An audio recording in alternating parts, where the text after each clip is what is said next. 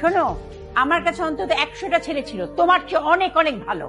আমি চাইলে আমার মেয়েকে বিয়ে দিতে পারতাম, শুধু ওর জোড়াজুড়িতে আমি তোমাকে পছন্দ করেছিলাম। নিয়ে যান আপনার মেয়েকে, নিয়ে যান। আপনাদের মেয়েরে আমার দরকার নেই। নিয়ে যেতে হলে কি করতে হবে? ডিভোর্স দিতে হবে? কোথায় সই করবো বলেন, সই করে দিচ্ছে। নিয়ে যান, ভালো কোনো ছেলের কাছে নিয়ে যান। সে কোনো হাজবেন্ড ওয়াইফের সম্পর্ক হইতে পারে না। ও আর আমি যে সম্পর্কের মধ্যে আছি এটা কোনো হাজবেন্ড ওয়াইফের সম্পর্ক হইতে পারে না। প্রতিদিন সকালবেলা ঘুম থেকে ওঠার পর আমি ওর জন্য নাস্তা তৈরি করি, লাঞ্চ রেডি করি, তারপর আমি অফিসে যাই। অফিসের সব কাজ শেষ করে আমি বাসায় আসি, থালা বাসন দিয়ে ওকে খাবার রেডি করে দিই। ও ঘুমায়, মাঝে মধ্যে রাত 2টার সময় ঘুম থেকে উঠে আমাকে বলে ও আইসক্রিম খাবে, ও পায়েস খাবে, ও পিন্নি খাবে। আমি ওটা রেডি করে দিই, ওর জন্য অ্যারেঞ্জ করি, যেমনে হোক আমি অ্যারেঞ্জ করি। কিন্তু আমি ওর জন্য যোগ্য না। বাহ, কি সুন্দর করে বলে দিলেন যে ওর আরো ভালো অপশন ছিল। তাহলে নিয়ে যান না আপনার মেয়েকে, নিয়ে যান।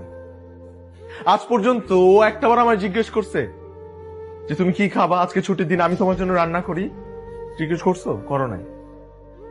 বলছো চলো ঘুরতে যাই? বলো নাই। উল্টা ছুটির দিনে তুমি আমাকে দিয়ে ঘরের কাজই করাইছো।